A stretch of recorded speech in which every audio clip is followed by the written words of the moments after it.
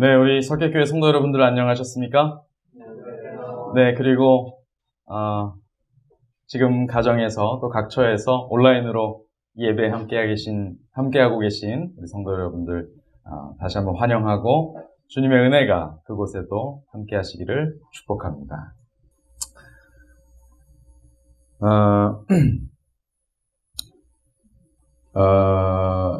제가 초등학교 시절의 일입니다. 부모님을 졸라서 자전거를 갖게 되었어요. 6학년 때인가 중학교 1학년 때인가 정확하게 기억이 나지는 않습니다.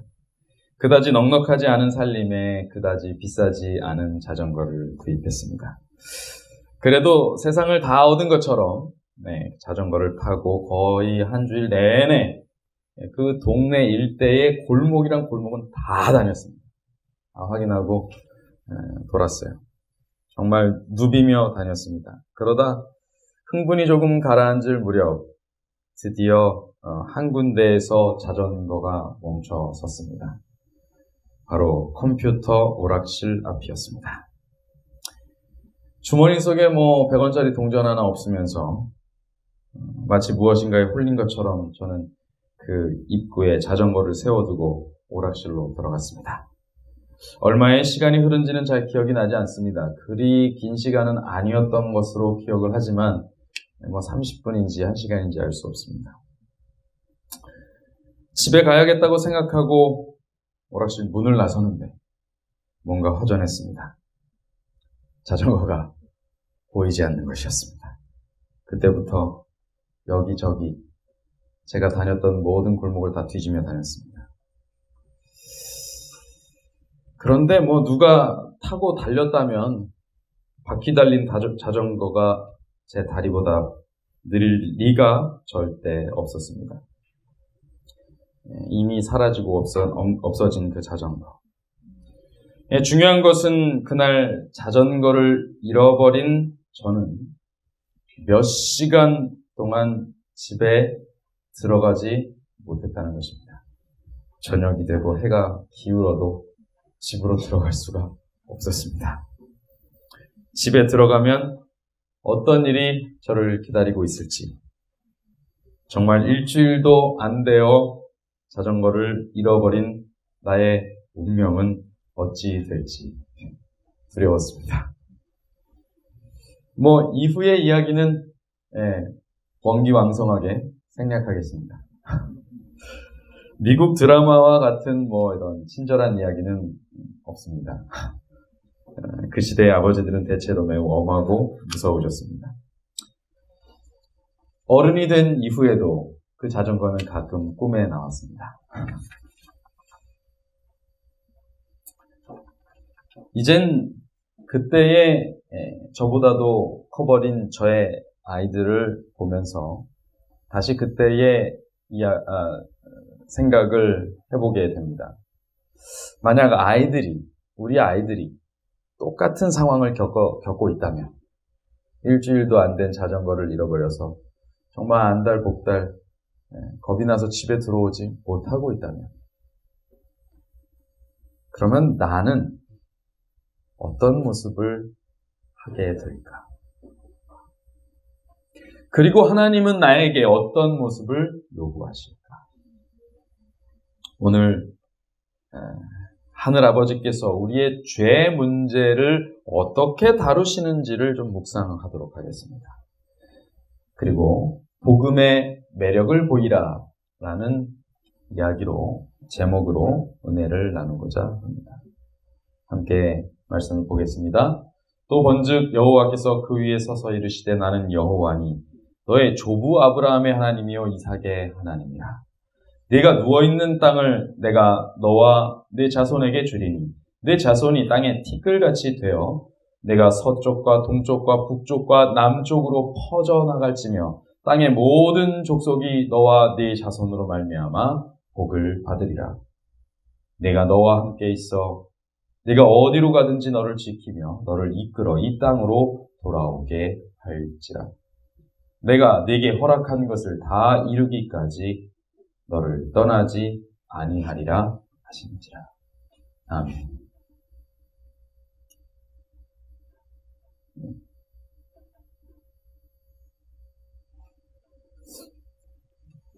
창세기 3장 8절로 10절에 보면 이런 말씀이 있습니다.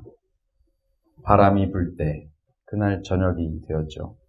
동산을 거니시는 여호와의 소리를 듣고 아담과 그의 아내가 여호와 하나님의 낯을 피하여 동산 나무 사이에 숨었습니다. 여호와 하나님이 아담을 부르시며 그에게 이르시되 네가 어디 있느냐? 이르되 내가 동산에서 하나님의 소리를 듣고 내가 벗었으므로 두려워하여 숨었나이다. 똑같은 바람이었지만 그날 저녁 그들의 피부에 닿는 바람은 평소와 달랐습니다. 창조주와의 행복한 교제의 시간이 다가왔지만 금단의 과실을 먹은 그들에게 저 멀리서부터 들려오는 하나님의 음성은 두려움이었습니다. 그들은 숨었고 하나님은 찾으셨습니다. 그리고 물으십니다. 아담아, 네가 어디 있느냐? 근데 여러분, 이것은 참 이상한 질문입니다. 여러분, 조금만 생각해보면 에덴에 하나님께서 알지 못하시는, 찾지 못하시는, 보지 못하시는 공간이 존재할 수 있는 것입니까? 정말 그런 공간이 존재할 수 있는가 하는 원초적인 질문을 해보면 성경의 이 기록은 얼마나 이상한 기록입니까? 아담을 찾지 못하실 수 없는 분이 아담아, 네가 어디 있느냐? 라고 묻고 계신 것입니다. 현실 속에 저 자신에게도 사실 이것은 굉장히 어색합니다. 적어도 제가 어떤 일을 했을 때, 저는 어떤 잘못을 했을 때 무엇 때문에 이렇게 됐는지 차근차근 따뜻하게 질문을 받아본 적은 거의 없는 것 같습니다. 저희 어린 시절은 주로 그랬던 것 같아요. 그리고 죄인 아비인 저 역시도 어떤 잘못을 저지른 저희 자녀들의 소재를 알면서도 모른 척 하면서 경과를 묻고 어딨니? 어떻게 된 거니? 이렇게 자상하게 되물어 보는 일을 할 만큼 온유하지 못했습니다. 자녀의 사춘기를 겪으면서 이제야 제가 비로소 제 눈에 보이게 되는 것은 하나님께서 아담과 하와에게 질문을 하셨다라는 사실입니다. 네가 어디 있느냐? 알면서도 물으셨다는 것입니다. 그 아담과 하와는 그들 스스로가 이 어떤 일을 저지른 것인지 그 결과가 어떻게 된 것인지를 좀 더 객관적으로 파악할 수 있는 기회를 얻게 됩니다. 그저 막연한 두려움에 떨면서 숨었던 그들이 네가 지금 어디 있는 것이냐? 너의 존재가 지금 어떻게 된 것이냐? 왜 이런 일이 벌어진 것이니? 라고 물으시는 하나님의 질문에 답변할 말을 찾다가 스스로 어떻게 된 것인지에 대하여 객관화시킬 수 있고 의식화시킬 수 있고 정리할 수 있는 기회를 얻게 된 것입니다. 생각건대 저는 이것이 바로 인간에게 있어서 복음의 시작이었다라고 판단해 봅니다. 여기서 복음이 시작됐어요. 윽박부터 질렀다면 아마 마음의 문이 닫혔을 것입니다. 근데 하나님은 그들의 귀를 여시고 그들의 마음을 여시면서 접근하셨어요. 문득 제가 어렸던 그 시절 우리 가정 안에서 또 교회 안에서 그러한 인내와 관용과 온유가 있었다면 얼마나 더 좋았을까라고 생각해 보게 됩니다. 물론 그때 그 분들을 그냥 마냥 원망하는 것은 아닙니다. 사실 그 시절은 어려운 시절이고 또 그분들도 그렇게 살아오셨어요.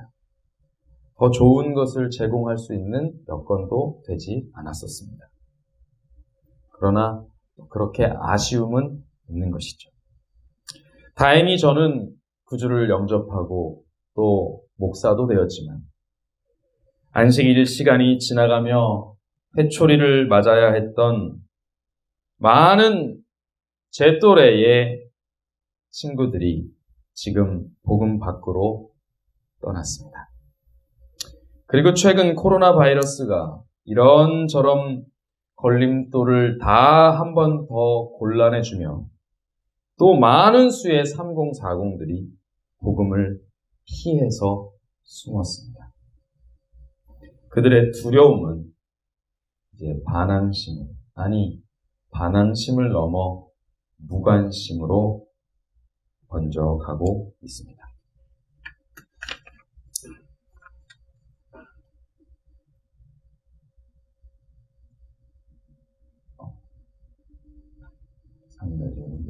잘못된 것 같습니다. 잘못됐네요. 두 번째는 도망자의 첫 저녁입니다. 여기 범죄자의 첫 저녁이 나왔죠? 아마 이거 만드는 과정에서 잘못 지워진 것 같습니다. 창세기 28장 15절을 보면 내가 너와 함께 있어 내가 어디로 가든지 너를 지키고 너를 이끌어서 이 땅으로 돌아오게 할 것이다. 내가 내게 허락한 걸 다 이루기까지 너를 떠나지 아니하리라 라고 말씀하십니다. 제가 전에도 한번 말씀드린 적이 있는데요. 하필이면 제가 성지 여행을 계획했던 그때 이스라엘에서 가자지구 사태가 터졌어요. 그래서 이집트, 그리고 이스라엘, 요르단, 그리고 터키 이렇게 한 주씩 돌려고 계획을 했던 것이 이집트만 2주를 돌고 남은 점프를 해서 터키 한 주 있다가 그냥 이렇게 돌아와 있습니다. 이스라엘 지역은 구경도 못했어요. 그래서 저는 이스라엘 지역의 정확한 어떤 여행길의 컨디션, 상태를 잘 모릅니다. 다만 제가 이집트를 돌아다녀 보니까 거기에 펼쳐진 라는 지역은요, 정말 낮에는 물과 모자와 선글라스가 없으면 30분도 채 버티기 어려운 그런 상황이고, 일교차가 굉장히 심하고 된 바람으로 인해서 어지간히 단단하게 준비하지 않으면 야숙은 꿈도 꿀 수 없을 만큼의 그런 곳이 됩니다. 그런 광야를 기준으로 볼 때 야곱이 형을 피해서 바다나름으로 이렇게 도망가는 그 길은 더위와 추위와 목마름과 배고픔과 고독함, 이것이 극한에 이르는 상황이었다는 것을 우리가 유추해 볼 수 있는 것이죠. 그때 도망자에게 음성이 들립니다. 사실 마침내 진이 완전히 빠질 정도로 녹초가 된 상태가 아니었다면 그는 돌을 베고 잠을 자는 것조차도 할 수 없는 불안하고 두려운 상태였습니다. 어떻게 하다가 그냥 돌에 기대서 그냥 기절하듯 기진하여 잠이 들었는데 이제는 들짐승의 공격이나 강도의 습격조차도 나도 이제 모르겠다. 다 자포자기하는 심정이 되어서 그렇게 있는 그에게 들려온 음성이 있었습니다. 그런데 그 음성이 무엇이었냐면, 여러분 오늘 우리가 본문에서 읽은 말씀입니다. 무슨 말씀입니까? 내가 너와 함께하겠다. 내가 너에게 뜻한 바가 다 이루어질 때까지 너를 다 떠나지 않을 거다. 그러면서 그 앞에 어떤 일이 있냐면요. 신기한 일입니다. 거기서 나타난 하나님의 말씀에서 우리는 정말 어떤 비난이나 조소, 정죄나 꾸짖음을 찾을 수가 없습니다. 지금 어떻게 했는데요? 속여가지고 축복을 갈취하고 도망하는 도망자의 신세에 그에게 절대 그런 말씀을 하지 않으신다는 거예요. 오직 조상들에게 임한 약속, 언약이 반복되고 있었고요. 그죠? 아브라함과 이삭에게 주신 약속이 그대로 반복되었어요. 그리고 야곱에게 필요한 맞춤식 추가 보장까지 하나님께서 주신 것이었습니다. 우리는 실패의 소나기와 좌절의 쓰나미에 기진맥진해 있는 자녀들에게 지적의 회초리를 가하고 있는가, 아니면 격려의 약속을 보여주는가. 여러분, 하나님은 어떻게 하셨어요? 그리고 우리는 어떻게 하고 살아가나요? 이제 저는 이 단어를 생각해 보게 됩니다. 요한복음 1장 38절에는 라비어 어디 계시오니까? 라는 질문이 나옵니다. 여러분, 요 말을 아십니까? 여기 파란 글씨 무소부재. 이거 무슨 뜻이죠? 무소부재. 무슨 뜻인지 아십니까? 네. 이게 36 초등학교 학생들도 배우는 하나님의 고유한 속성 중에 나오는 말입니다. 현진이, 무소부재가 무슨 뜻이에요? 네, 어디나 계신 분입니다. 그러니까 한마디로 말하면 이게 어려운 말 같지만 무소부재. 장소가 없다. 그렇죠? 장소가 없어요. 부재하는 장소가 없다. 하나님이 존재하시지 않는 장소는 없다. 이런 뜻입니다. 그러니까 바꿔서 말하면 어디든지 계신다. 하나님은. 어디든지 계신다는 거예요. 그분은 모든 곳에 계신 질문이기 때문에 라비어 어디 계시오니까 이 질문도 틀린 질문이에요. 어디나 계신 분인데 어디 계십니까? 주소가 어디예요? 물어보면 여기저기 다, 온 세상이 다 하나님이 계신 곳입니다. 그러나 그분이 모든 곳에 계실 수 있는 분이지만 그래도 그렇게는 거기에는 계셔서는 안 될 장소가 한 군데 있는데 어딜까요? 그것이 바로 죄된 인간의 육신이었습니다. 그러시면 안 됐어요. 그러실 수 없는 분이셨어요. 너무 거룩하고 존귀한 분이시기 때문에 추악하게 타락한 인간의 육신에 들어오시면 안 되는 분이었어요. 그런데 그가 인류와 함께 하셨습니다. 하나님과 함께 계시며 본체이신 말씀이 이제는 인간과 함께 계신 인간이 되셨습니다. 그분이 죄 없는 품성을 가지고 죄로 오염된 인간의 육신을 쓰셨어요. 그분은 아담에게 어디 있느냐 물으신 분이며 야곱에게 떠나지 않겠다 약속하셨던 분이고 그 하나님 그 자체이셨습니다. 그러면 이것이 기독교 교육적인 관점에서 어떤 의미가 있는가? 여기 뭐라고 돼 있어요? 우리가 지금 기독교 교육에 대한 교재가 지금 이번 교과의 주제입니다. 이게 뭐예요? 육신을 가르치기 위해서 뭐가 되셨어요? 육신이 되셨다. 육신이 아니신 분이 야 육신들 그렇게 해 라고 하면 육신들이 안 들어요. 이미 하나님의 영과의 교통이 끊어진 우리 육체들은, 죄된 육체들은 하나님의 말씀을, 그 목자의 음성을 양이 들어야 되는데 안 듣는 정말 막무가내 양떼가 된 것입니다. 그래서 그들을 가르치기 위해서 육신이 되셨어요. 그것은 어떻게 해야 내 자녀를 사랑으로 양육할지도 모르고 더 나아가 오히려 잘못된 방식과 방향으로 인도하고 있는 지금 우리 부모들에게 죄에 빠져 기진한 사람을 구원하시는 하나님의 올바른 방법을 온전하게 가르쳐 주실 수 있는 분이 생겼다. 오셨다. 그렇습니다. 우리는 사실 육신으로 살아가 육체이기 때문에, 죄인이기 때문에 우리가 아무리 좋은 걸 자녀에게 주려고 해도 결국은 죄된 것을 주게 돼 있어요. 객관적으로 이것이 말씀에 이렇게 하고 하지만 결국은 내 해석으로 주기 때문에, 내 고집으로 주기 때문에 그 혹은 그 말씀이 옳을지라도 그것을 전해주는 방법이 틀려. 그런 경우가 얼마나 많습니다. 그래서 결국 마음에 상처기를 내거나 마음의 문을 닫게 만들어서 그것을 전달하지 못할 때가 너무 많아요. 좋은 것인데도. 말씀은 좋은 것이에요. 근데 우리가 선하지 못해요. 그런데 그것을 어떻게 하면 좋을지를 꼬치꼬치 알려주실 선생님이 오신 것입니다. 이제 우리는 그 방법을 배우고 보고 따라하면서 우리 자녀를 구원하는 그 일을 실행할 수 있습니다. 그런데 우리 자녀를 구원하는 동시에 어떤 일이 벌어지냐면 동시에 나 자신의 구원을 확정하는 경험이 생기게 된다는 거예요.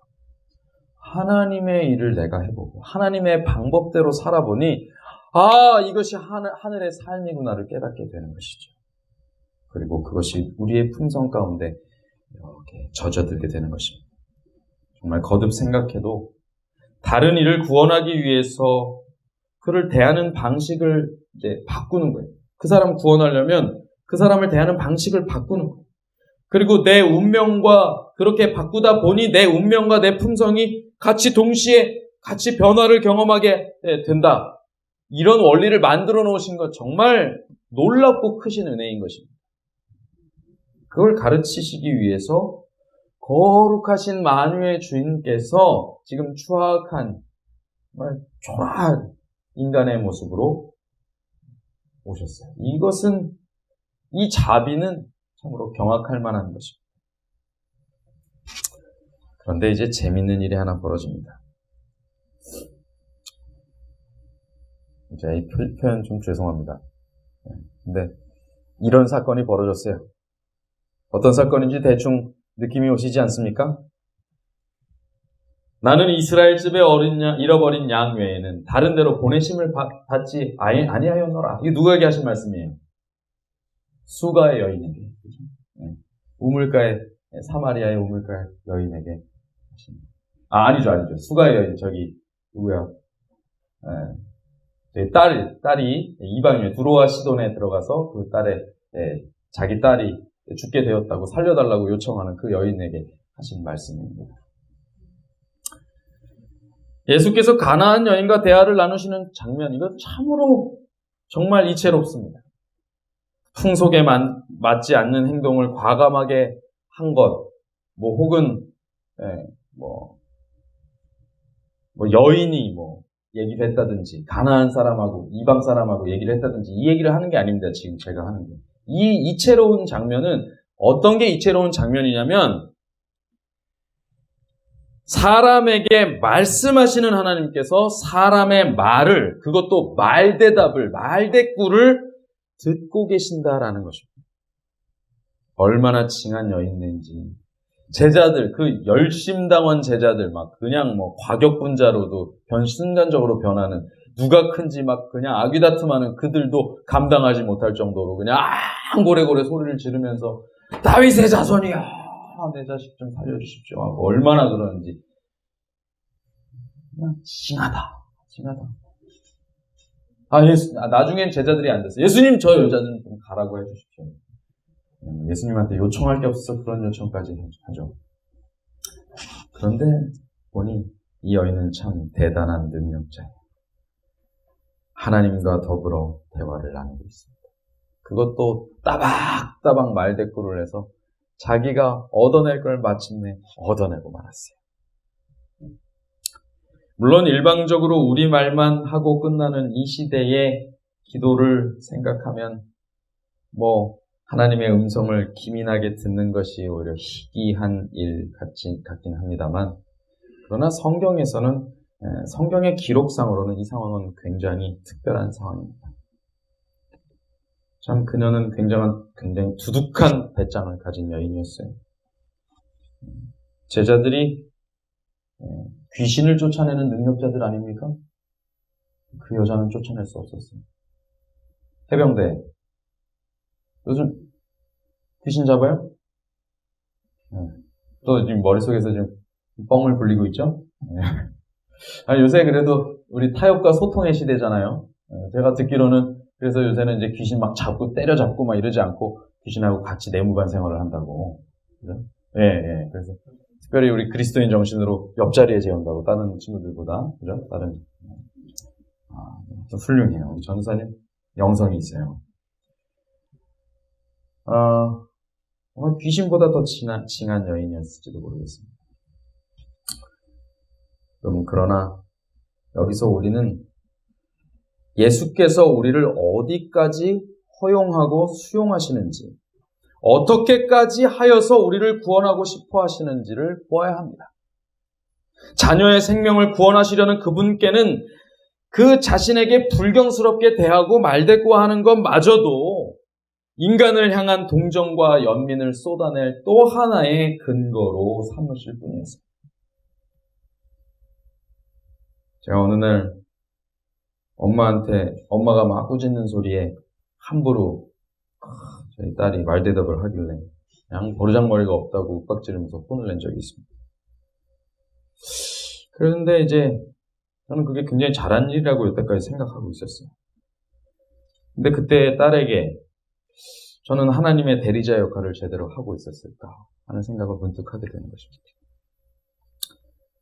딸이 잘했다는 건 아닙니다. 그건 잘못한 일이죠. 내 방식이 잘 됐는가라는 부분.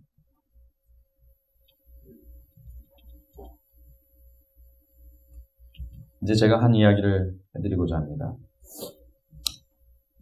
그의 아버지는 6.25 전쟁에서 한쪽 눈을 잃고 팔다리를 다친 장애 2급 국가유공자였다. 아버지는 그에게 반갑지 않은 이름이었다. 병신의 아들이라고 놀리는 친구들 때문이었다. 가난은 그림자처럼 그를 둘러쌌다. 아버지는 아들에게 미안한 마음을 표현하고 싶을 때마다 술의 힘을 빌려 말했다. 아들아, 미안하다. 어른이 된 아이는 지난날을 이렇게 회상했다. 중학교 때 축농증을 심하게 앓은 적이 있습니다. 치료를 받으려고 병원을 찾았는데 국가유공자 의료복지 카드를 내밀자 간호사들의 반응이 싸늘했습니다.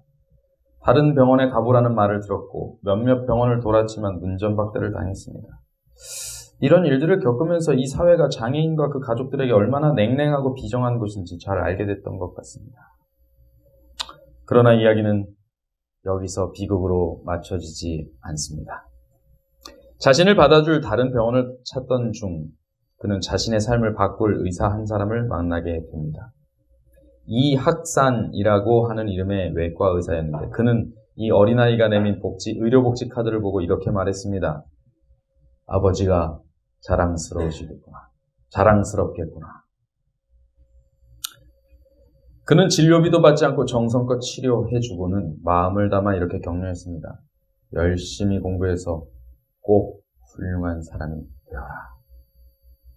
그 한마디가 어린아이의 삶을 결정했다.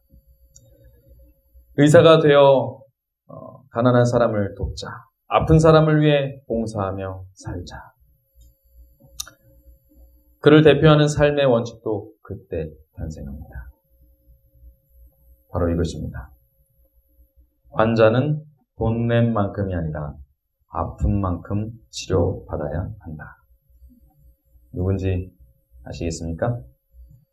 바로 아주대, 대한민국 중증 외상 치료의 대가가 된 아주대학교 의료원 외상연구소장 이국종 교수의 이야기입니다. 부끄럽다고 생각했던 의료복지 카드를 자랑스럽게 한순간에 바꾸어버린 그 은사한 한마디가 사람의 운명을 바꾸고 세상을 아름답게 만들고 있습니다. 누군가 자신의 꿈을 이야기할 때 여러분들은 어떻게 얘기해주고 계십니까? 그냥 잘해봐. 그래.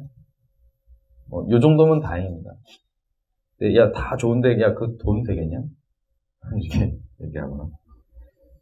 야, 너 지금 이거 하려고 대학 공부까지 했냐? 그거야 아무도 알아주는 일이 아니야. 여러분, 이런 말은 상대의 마음을 아프게 할 뿐입니다. 대신 이런 말을 하면 어떨까요? 야, 네 꿈 참 근사하다. 멋진 꿈을 가졌구나. 나는 그런 꿈을 가진 네가 참 자랑스럽다. 응원할게. 한 사람의 꿈은 그것을 지지하는 다른 사람에 의해서 더 커지고 강해지는 법인 것 같습니다. 예수님께서 우리에게 원하시는 것이 무엇일까요? 죄악으로 인한 우리의 두려움과 고독, 결핍과 가난, 한계와 절망, 이런 것들을 서로 들여다보면서 후벼 파고 상책이 더 내고 이렇게 다 끄집어내서 소문내고 이렇게 하기를 원하실까요? 아니면 서로 도와서 다시 일어서고 바로 세워져 가기를 바라실까요? 우리가 그분이 질문하시는 분이고 사닥다리를 보여주면서 하늘로 연결된 사닥다리를 보여주면서 격려하시는 분이고 무례한 말대답에도 오히려 긍휼을 베푸시는 우리를 지으시고 기르시는 우리 아버지이시다는 사실을 믿는다면 이제부터 우리가 마주하는 또 다른 하나님의 자녀들에게 어떻게 베풀고 대해야 하는지에 대해서 판단할 수 있게 됩니다. 하나님께서 당신의 나라를 세우시는 이런 방식, 이것은 너무나도 매력적인 방식입니다. 저는 이것을 복음의 매력이라고 부르고 싶습니다. 여러분은 복음을 매력적으로 배우셨습니까? 어떤 매력으로 배우셨습니까? 많은 분들이, 우리 재림교회 많은 분들의 그 복음의 입수 경로를 보면 굉장히 지적 자극이에요. 지적 동의예요. 물론 그 중요한 부분입니다만 굉장히 정서적이거나 감정적인 부분에 있어서 성격이 부족한 것들을 느끼게 돼요. 물론 소위 감각적이고 자극적인 매력을 말하고 싶은 건 아닙니다. 좀 위험해요. 저는 위로와 감동 그리고 그에 대한 설렘과 기대가 있는 그런 것이 느껴지고 그런 것이 실제로 경험되는 그런 매력을 말하는 것입니다. 여러분 복음을 통해서 그런 것을 좀 느끼십니까? 우리 아버지가 변해요. 우리 어머니가 변해요. 내 친구가 바뀌었어요. 내 자녀가 변했어요. 여러분 이런 걸 뭘로 경험하십니까? 그들의 말투가 바뀌고 그들의 눈빛이 바뀌고 그들이 나를 대하는 진실성이 바뀌는 이런 모습에서 오는 감동. 여러분 이런 매력이 복음의 매력인데 여러분 우리가 그것을 맛보고 있습니까? 여러분 예수님은 우리가 그런 것을 통해서 복음을 배우기를 원하시는데 정말 우리는 그런 것으로 복음을 가르치고 있냐는 말입니다.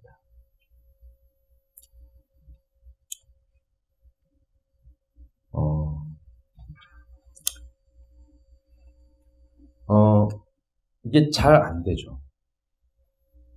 어쩔 수 없습니다. 그런데 그럴 때 노력해야 합니다. 영적 이해력의 결정적인 발전을 위해서 노력하자. 보배로운 말씀을 우리의 권고자로 삼자. 우리는 모든 순간마다 조심스럽게 행하며 그리스도와 밀접하게 연결될 필요가 있다. 우리의 삶에 도움이 된다고 할 것 같으면 우리는 공부도 일도 어떤 운동도 굉장히 열심히 규칙적으로 막 매진해서 하지 않습니까? 여러분 잘 안 되어서가 잘 돼서가 아니고 잘 돼서 하는 게 아니에요. 그게 잘 하려고 잘 하기 위해서 막 노력하는 것입니다. 안 되면 될 때까지 하죠. 안 되면 될 때까지 비슷한 구호 있지 않아요? 거기? 네. 해병대도 하는데 고작 2년도 안 있잖아요. 거기. 그 인생에 2년도 안 있는 데서도 그렇게 해서 하는데 우리 평생 사는 복음으로 영원히 살 사람들은 왜 그것을 위해서 노력하지 않나요? 그리고 안 되면 육신이 약하여서 마음은 원이로되 이러면서 그냥 포기해버려요. 개발하려고 힘쓰지 않습니다. 자기의 그 내적 어떤 그 욕망과 싸우려고 하지 않아요. 결국은 자기 멋대로 결정해놓고 하나님께서 저기 알아서 해주실 거야. 이렇게 하고 넘어가는 것이 마치 신앙인 것처럼 착각하고 있습니다. 우리는 매 순간 조심스럽게 우리가 정말 잘하고 있는지 내가 진짜 제대로 이것을 전달하고 있는지 내가 하나님의 방법대로 말하고 있는지 표현하고 있는지 살아가고 있는지 이것을 검증하고 안 되면 훈련을 반복해야 돼요. 이건 누가 강요해서 하는 게 아니고요. 우리 예수님께서 우리에게 보여주신 것을 우리가 따라가고자 하는 자유의지로 이 일을 해내야 되는 거예요. 하나님 우리에게 이걸 강요하지 않으세요. 다만 물어보세요. 너 지금 어디 있는 것이냐?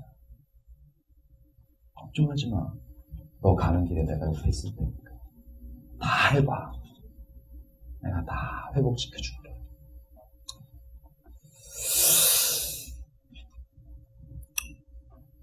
대한민국 산업 발전에 기여한 유명한 기업가가 이런 말을 했죠. 안 돼요. 할 수 없어요. 하는 사람들에게. 해보긴 해봤냐?